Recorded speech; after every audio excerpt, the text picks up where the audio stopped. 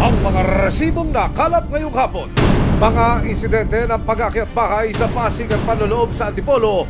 Iisa lang daw ang salarin. Ang pagnanakaw ng suspect.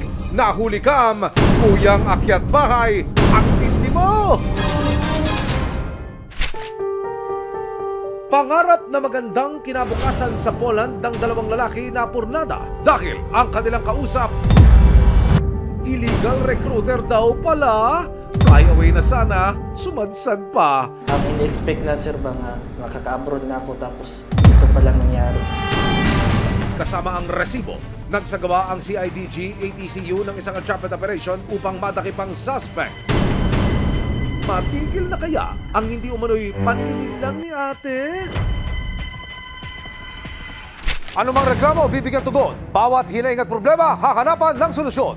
Ito ang bago ninyong sandigan, hindi palalampasin ang mga tiwali at maling gawi. Dito, walang ligtas ang abusado at lalong walang lusot ang may atraso. Dahil ang lahat, hahanapan natin ang resibo. Magandang hapon, ako po si Emil Sumangil. Isang lalaki ang tila pusang tahimik na umakyat at pumasok sa isang paupahan sa Pasig. Habang himbing ang lalaking tenant, tinangay nito ang cellphone, wallet at iba pang gamit. Mabuti na lamang huli sa CCTV ang buong pangyayari, kaya hindi magtatagal, huli ka na rin, kuya! Humingi ng tulong sa resibo si Rodel Abria, 30 taong gulang, ukol sa nangyaring pagnanakaw sa kanyang apartment sa Nagpayong, Barangay Pinagbukatan, Pasig City. Habang mahimbing ang tulog ni Rodel, makikitang bumukas ang bintana sa ikalawang palapag ng kanyang inuupahang silid. At ilang sandali pa, may pumasok na lalaki. Malapusa itong tumuntong sa lababo ng kusina at saka nilapitan ng biktimang si Rodel. Tila chinecheck ng suspect kung mahimbing ang tulog ni Rodel.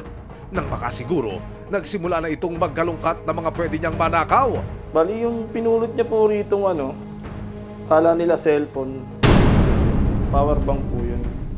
Batay sa timestamp ng CCTV video, ganap na alas 2 ng madaling araw na ganap ang krimen. Makikita po ang suspect mula doon sa bintana, bumaba dito po sa mismong tulugan ng biktima. Susunod niyang kukunin ang wallet o ang pitaka ng biktima na nasa ilalim po ng kutsyon. Tila ba maaalimpungatan ang biktima? Babalikwas po siya mula sa pagkakahiga at ang suspect pumasok doon sa kabilang kwarto.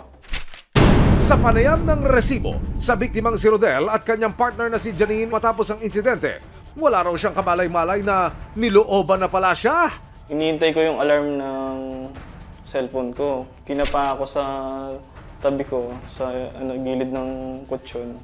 Wala. Tulad ng wallet ko, wala doon. Doon ako humingi ng tulong sa may-ari ng bahay na para i-kontakin siya, makita sa CCTV footage yung nangyari. Kasi doon ko na-confirma na may pumasok nga sa bahay. Nang i-upload nila ang video, nalaman nilang may nakakakilala pala sa suspect. May mga nagtitip kung nasaan siya. May mga nagsisend po ng video, katulad nung nakaraan, nasa Kalawaan daw po siya. Susunod! Mula nang maitala ang insidente na nakawan sa residential property na ito sa Barangay Pinagbuhatan, Pasig City. Isa pang insidente ng pagnanakaw ang naitala naman at nai-report sa mga otoridad sa lungsod ng Antipolo. Abangan mamaya, pangarap na magandang kinabukasan sa Poland ng dalawang lalaki na purnada dahil ang kanilang kausap, illegal recruiter daw pala. Flyaway na sana, sumadsad pa.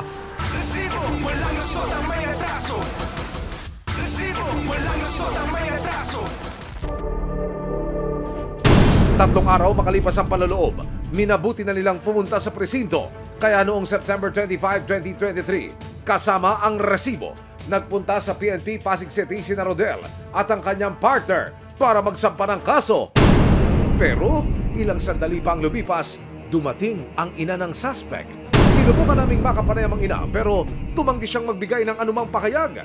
Pero ayon sa kanya, hindi raw siya pumunta para depensa ng anak, kundi para tumulong na maipakulong na raw ito. Hindi po ako natutong sa anak ko kasi gusto ko talaga po makulong yung anak ko. Napag-alaman ng resibo na naglapas-pasok na pala sa kulungan ang suspect na kinilalang si Ronel Baltasar. Nakasuhan na siya noon ng resistance and disobedience to person of authority. Lahat tayo may pagkakataon magbago eh. Baka doon sa gagawin natin yun, doon siya magbago. Para hindi na rin po mangyari sa iba yung ginawa niya. Hindi raw sumipot noon ang suspect sa mga pagdinig, kaya nitong January 16, 2024, naglabas na ng warrant of arrest sa Pasig City RTC Branch number 71 laban sa kanya, pero ang suspect, no show pa rin daw. Ma'am, ituro mo nga sa akin. Sa camera natin, nasan ho yung mga CCTV camera ho nakalagay? Andito po yung camera. Ayun. Dito po siya unang nakita. Humigit kumulang isang buwan mula nang maitala ang insidente na nakawan sa residential property na ito sa Barangay Pinagbuhatan, Pasig City. Isa pang insidente ng pagnanakaw ang naitala naman at nai-report sa mga otoridad sa lungsod ng Antipolo. Isang buwan matapos ang pag-akyat bahay ni Baltasar sa Pasig City, isa namang panluloob ang nangyari sa Cogyo, Antipolo. Kwento ng biktimang si Police Staff Sergeant Gilbert Arquero, October 13, 2023. Umuwi siya galing ng duty sa Antipolo Police Station No. 2. Pagdating niya sa bahay, napansin niyang nawawala ang kanyang aircon na inilapag niya sa sahig. Napansin ko yung aking aircon na tinanggal ko pansamantala na nakalagay sa labas ng aming bahay, nawawala. Nagtanong-tanong ako, una doon sa asawa ko, wala daw silang nakita kung sino kumuha. Kaya nagtaka po ako. Sa kanyang pag-iimbestiga, may ilan daw siyang kapitbahay na nakakita sa dalawang lalaki na may bitbit na aircon palabas ng kanyang bahay. Nagtanong-tanong po ako sa kapitbahay hanggang sa nasalubong ko yung nakakita. Ayun, tinuro niya sa akin kung saan makikita yung dalawang suspect. Dito po sa ilalim, dyan sila pumipwesto. Mga alas 3 po ng hapon nung kinuha nila yung aircon.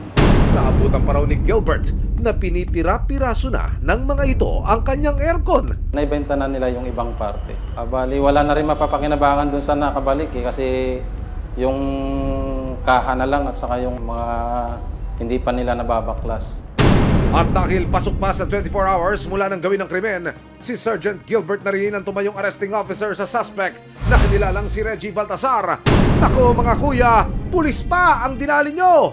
Ang ginawa namin, dinala namin sa police station para sampan na lang ng kaso. Samantala, nagbagong taon na, pero patuloy pa rin daw na pinaghahanap ng Pasig Police ang suspect na si Ronel na nahulikam ang pag-aakyat bahay. Susunod, natuklasan nila na may valid reason naman pala kung bakit hindi ito nakakadalo sa mga pagdinig. Kaya pala hindi namin siya mahanap. Pangarap na magandang kinabukasan sa Poland ng dalawang lalaki na purnada dahil ang kanilang kausap, illegal recruiter daw pala. Sinabi ko sa sarili ko, mag-abroad na lang ako. Pag mahirap ka, sir, laki ka sa hirap, gagawin mo lahat talaga para maangat yung pamilya mo. Resibo, walang lusot ang may retraso. Resibo, walang lusot ang may retraso. Noong September 2023, humingi ng tulong sa resibo si Rodel Abria, 30 taong gulang, ukol sa nangyaring pagnanakaw sa kanyang apartment sa Nagpayong, Barangay Pinagbuhatan, Pasig City. Makikita po ang suspect mula doon sa bintana, bumaba dito po sa mismong tulugan ng biktima. Susunod niyang kukunin ang wallet o ang pitaka ng biktima na nasa ilalim po ng kutsyon. Nagbagong taon na, pero patuloy pa rin daw na pinaghahanap ng Pasig Police ang suspect na si Ronel na nahulikam ang pag-aakyat bahay. Kalaunan, natuklasan nila na may valid reason naman pala kung bakit hindi ito nakakadalo sa mga pagdinig. Kaya pala hindi namin siya mahanap. Siya na po ay nakakulong na po sa Antipolo City Jail. Napag-alaman ng mga pulis na ang lalaking kinasuhan ni Rodel ng robbery na si Ronel Baltasar at ang lalaking nakaharap sa kasong theft dahil sa pagnanakaw ng aircon ni Sergeant Gilbert na si Reggie Baltasar ay iisa lang. Yung warrant po na nilabas laban sa kanya ay sinerve po namin doon sa Antipolo City Jail. Sa kasong theft din po yun? Robbery po, robbery. Robbery naman. Opo. Gumamit po siya ng ibang pangalan doon sa Antipolo. Kaya lang, nung binalit po ng Pasig PNP, base ko sa kanyang pictures at sa description, sa mga tattoo sa kanyang katawan, ay na-confirm po namin na ito po ay isang tao lamang. Kaya naman itong February 27, 2024, inihain na kay Ronel/Reggie ang warrant of arrest sa loob mismo ng Antipolo City Jail. Kung i-arrest na namin sa kaso robbery. Sinubukan ng resibo na humingi ng pahintulot sa pamunuan ng Antipolo City Jail upang makapanayam si Baltasar pero tumanggi ang pasilidad at maging ang suspect. Ayon sa ilan ng suspect, pinagbabayaran na raw ng kanyang anak ang mga kasalanang nagawa nito. Pinagsisisihan niya kung ano man ang nagawa niya. Kung ano man ang ginagawa niya, gusto na raw po niya magbago. At ang mensahe ko po sa kanya, sana totoo yung na magbago na po siya. At wag naman niya kami nabigyan na ng kahiyan. Kung mapatunayang may sala sa kasong robbery, maaari siyang makulong ng 1 buwan hanggang 6 na taon. Kung makatuna namang guilty para sa kasong theft, nakaharap si Baltasar sa 1 buwan hanggang 12 taon sa bilangguan.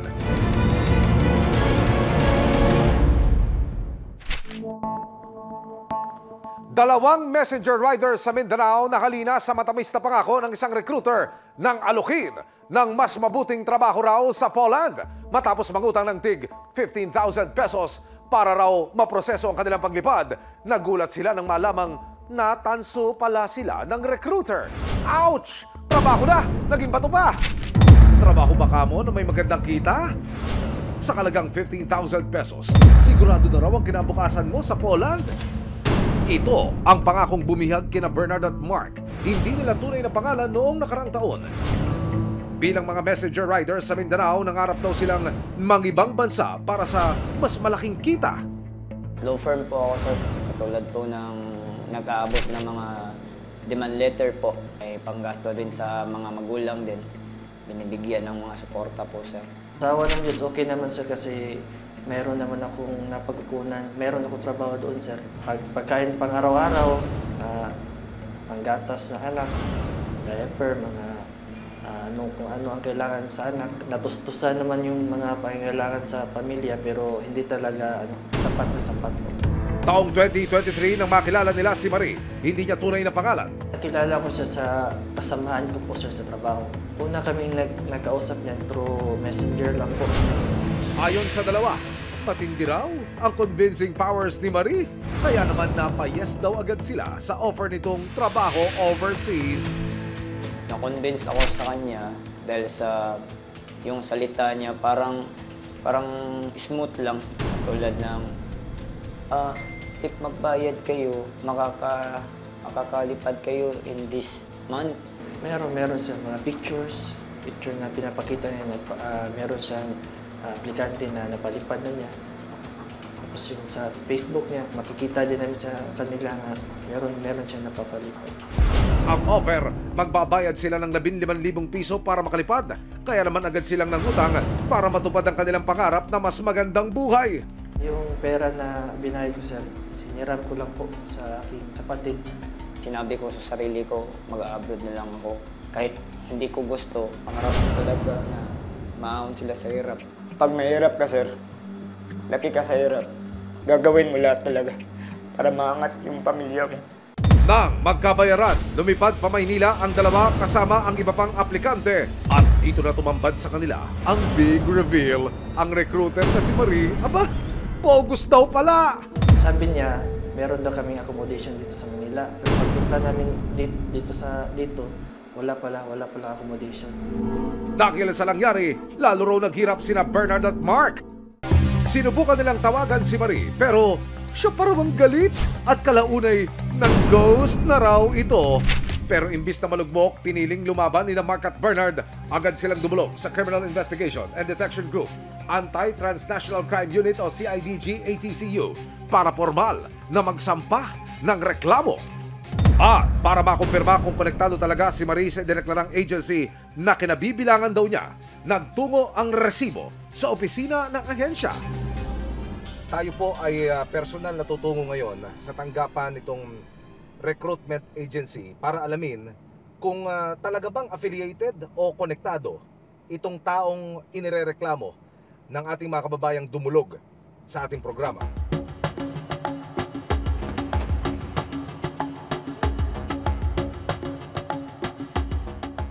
Salamat po, tinaunlakan nyo kami. Brother sir, ano po ang pagpapatunay na maaari mong maipakita o banggitin sa amin ho na hindi ho talaga affiliated itong inirereklamong si alias Marie sa inyong ahensya? Base po sa aming records sa DMW, sa listahan ng accredited na staff ng aming ahensya, hindi po kasama ang kanyang pangalan. Ang sabi po ni alias Marie, batay ho sa reklamong dinulog sa amin, sa halagang 15,000, 15,000 pesos makapagpapaalis daw siya ng aplikante patungong Poland. Ito ho ba may katotohanan? Hindi po. Malabo pa po sa suka ng tubayan. Hindi po totoo yan. At wag po kayong maniniwala doon. Ano ho ang mga palatandaan at pagpapatunay ng isang recruitment officer na sila po ay lehitimo? Yung mga certification ho ba yan? O meron ho ba mga proper identification po para hindi maloko na ating mga kababayan? Ang regulasyon po ng ating Department of Migrant Workers, bago po natin i-apply, i-accredit ang ating mga staff o recruiter man siya, ay kailangan po na muna natin magpasa para sa AIRB, Anti-Illegal Recruitment Branch. Kung para hindi kayo maloko, kailangan nyo pong makipagtransaksyon lamang sa loob ng opisina, at kung magbabayad man kayo, huwag nyo pong gagamitin kahit anuman pong transaksyon sa bangko bukod sa pangalan ng bank account ng isang ahensya na may kaukulang resibo. Sa nakuha ng resibo na certification mula sa Department of Migrant Workers o DMW, kumpirmado, hindi lisensyado at otorisado ang suspect na mag-recruit ng workers overseas. Kung hindi ka rito nagtatrabaho, where na you, Marie? Dahil sa mga ebidensyang hawak nila Bernard at Mark, kasama ang resibo, nagpasya ang CIDG-ATCU na magsagawa ng isang entrapment operation nang wala nang mabiktima pa ang suspect. Ayon sa isa sa mga complainant, may balansi pa raw siya kay Marie. Nakakaya naman, ano? Pagpunta ng complainant natin dito sa office, nalaman namin na patuloy silang hinihingan ng 53,000 para sa full payment ng processing fee. Which is doon yung mga personnel namin dito sa office na in-advisean sila na patuloy silang makipag-communicate. Ayon sa mga complainant natin, yung subject is lalapag dito sa Manila galing Mindanao on February 20. Kaya dahil diyan, ang game plan, makikipagkita ang complainant para ibigay ang kulang pa niyang bayad sa suspect. Nagbanman ang resibo at ang mga pulis sa paligid ng Quiapo Church. Pero si suspect, tila nagbago na ang isip. Masakit namang ulo niya kaya ayaw nang makipagkita. Maya-maya pa, si Madam Recruiter nagpalipat ng meeting place. Ang gusto, sa isang eskinita na lang daw magkita. Tagong-tago, Marie! Maya-maya pa nagkita na ang dalawa. Nang magkaabutan ng pera, agad na siyang inaresto ng ilang operatiba ng CIDG. Huwag ka na nagkuligan siya para hindi na tayo magkakuligan. Sige, kabasaan ka na karapatan mo, ha? Dinala agad siya sa CIDG-ATCU. Dito siya nakapanayam ng resibo at ayon sa kanya, ako po ay legal na recruitment, hindi po ako illegal na recruitment. Legit naman daw siya Totoo yung nakuha na 15,000 bawat isa sa kanila. Pero yun ang ginsabi ko sa kanila, yung complainant ko, ibabalik ko na lang yun. Wala akong ginawang masama, hindi ako nag-scam. Makakalabas din ako dito. Tutulungan ako ng Panginoon. Pero dahil sa testimonya ng mga biktima at ang mga pruwebang kanilang ipinakita, kinasuhan ang suspect ng violation of Republic Act 8042 o illegal recruitment at violation of Article 315 ng Revised Penal Code o Estafa. Kasalukuyan siyang nakadetain sa custodial facility ng CIDG-ATCU. Naharap siya sa 6 hanggang 12 taon na pagkakakulong kung sakaling mapatulayang may sala. Dahil nahuli na si Marie, parang nabunutan daw ng tinik sina Mark at Bernard. Iisa lang daw ang mensahe nila sa kanilang pamilya na umasa sa kanilang pangingibang bansa. Sa aking partner na huwag kang mag-alala, okay lang ako dito. Mas solusyonan din natin ito. At tatapos sa kanya itong problema na ito. Nay, tay, huwag kayong mag-alala sa akin. Nandito lang ako, lumalaban sa hustisya. Kita din tayo, Nay, tay. Babalik ako ng Davao na buong buo.